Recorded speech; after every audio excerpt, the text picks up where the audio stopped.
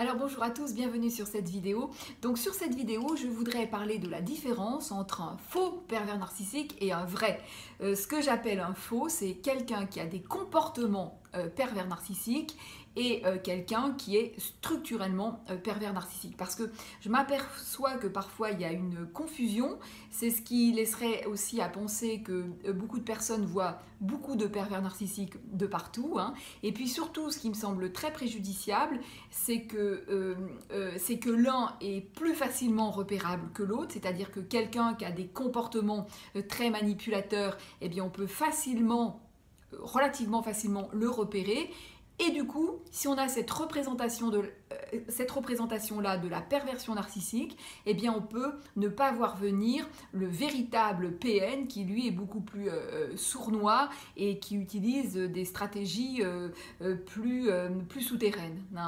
Alors évidemment, quelqu'un qui a des comportements pervers narcissiques, c'est extrêmement pénible, extrêmement toxique, extrêmement préjudiciable. C'est des gens qui vont utiliser les autres, qui vont prendre le pouvoir sur les autres, qui vont être dans une espèce de pouvoir, de contrôle, et qui vont faire en sorte soit de manipuler les autres, de les discréditer, de leur faire porter les torts, de les ostraciser si c'est nécessaire, si la personne les gêne, des gens également qui vont essayer de phagocyter les gens, c'est-à-dire leur rendre tout un tas de services, absolument pas par gentillesse ou par bienveillance, mais uniquement pour s'attacher les gens, pour les phagocyter, parce que une fois qu'on vous a rendu service 2 ou 3 fois, bien après vous n'osez plus dire non, vous n'osez plus vous opposer à la personne, et donc voilà, faut toujours se méfier des gens comme ça qui vous proposent tout un tas de services alors que vous n'avez rien demandé. Bon, c'est toujours un petit peu bizarre. Donc voilà, donc des gens qui ne vont pas hésiter à prêcher le faux pour savoir le vrai.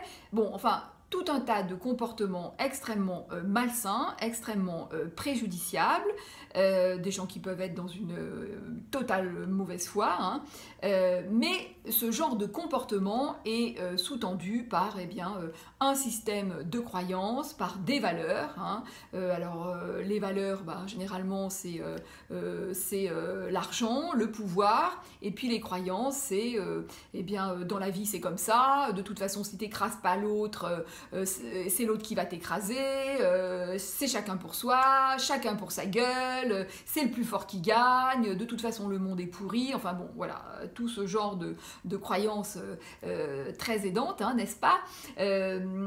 Donc voilà, donc des gens toxiques, mais sous ces comportements, alors ça peut être aussi des comportements plagiés, des comportements plagiés par exemple sur un des parents, et ça peut être aussi des comportements sous stress intense. Il y a des personnes qui, sous stress très intense, vont comme ça semer la discorde, faire en sorte que les gens s'engueulent, parce que ça nourrit en fait un besoin d'excitation qu'ils peuvent avoir très fort. Moi, je travaille beaucoup, il y a un outil que j'utilise beaucoup en coaching qui s'appelle la process communication, peut-être que vous connaissez. C'est un outil donc de développement personnel et donc qui aide à la communication avec la communication relationnelle, et on parle effectivement de besoins psychologiques dans ce modèle, et de besoins psychologiques irrépressibles, et donc ça veut dire irrépressible, incontournable, et que si la personne n'arrive pas à bien nourrir son besoin psychologique de façon positive, alors elle va tenter de le faire de façon négative. Et c'est ce qui peut par exemple arriver à ce type de profil où lorsqu'il ne prend pas bien conscience de ce besoin psychologique, il peut être extrêmement manipulateur et extrêmement perturbateur.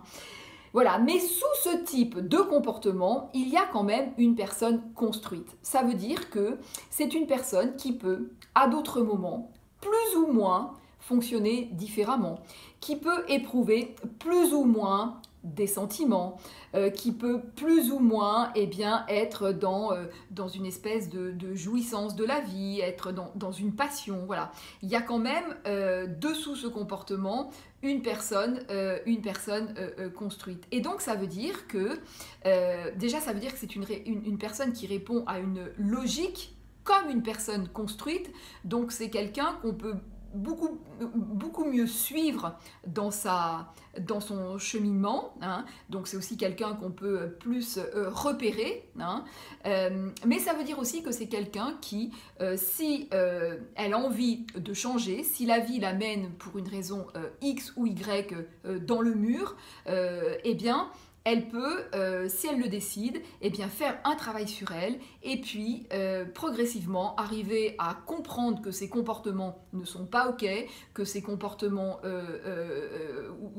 engendrent de forts dommages collatéraux, hein, et puis petit à petit, elle peut changer ses comportements, en adopter de nouveaux, changer son système de croyance.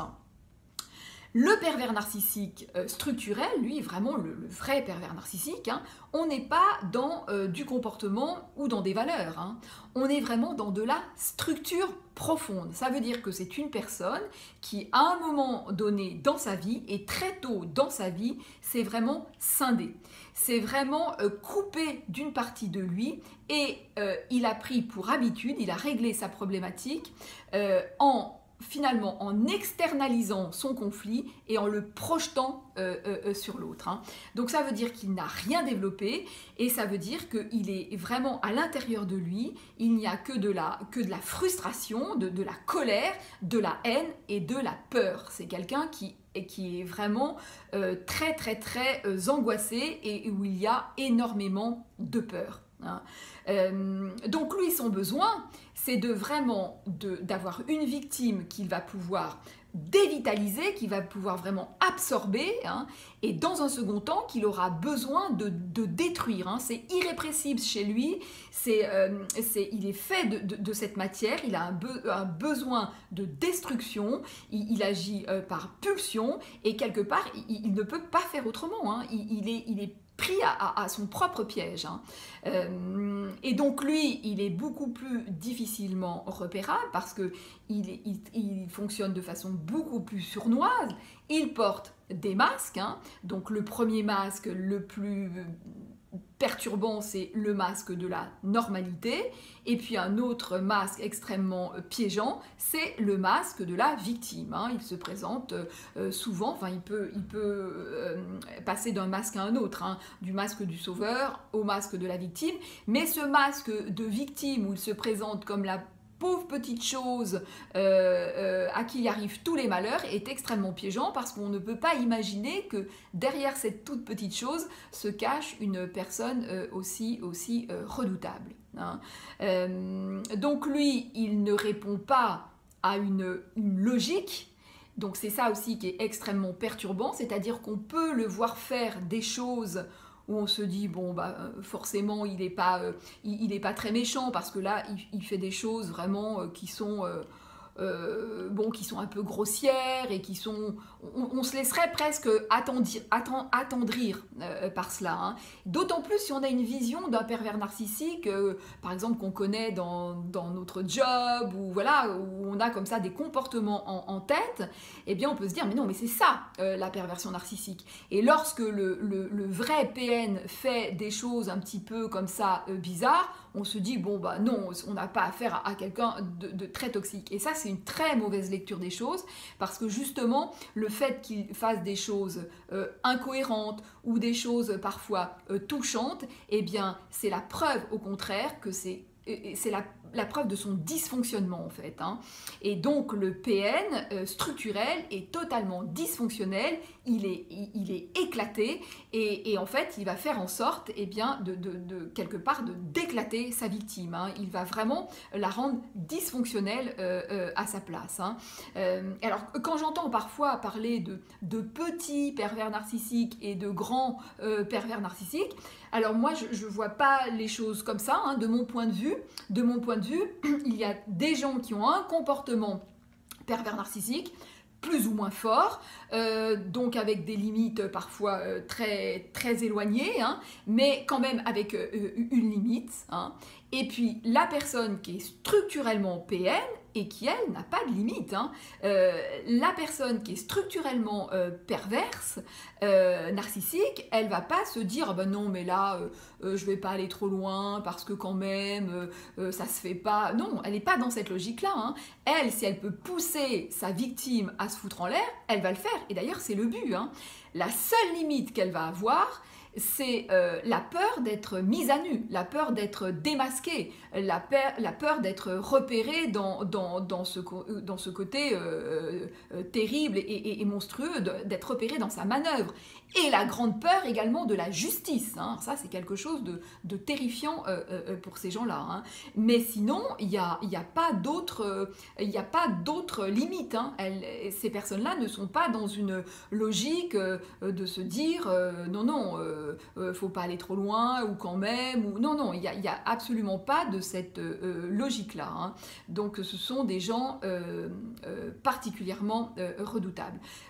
Donc, je vous ferai très prochainement une vidéo pour vous aider à repérer en fait un véritable PN et je vous donnerai une ou deux petites astuces, un ou deux petits tests que vous pourrez faire et qui pourront être aidants. Voilà, donc j'espère que je vais m'arrêter là pour cette vidéo, j'espère que ça vous aura éclairé. Voilà, donc prenez bien soin de vous, n'hésitez pas à liker si ça vous a plu, à vous abonner si ce n'est pas déjà fait, à partager si vous pensez que cette vidéo peut être utile. Et donc je vous dis à très bientôt donc dans une prochaine vidéo.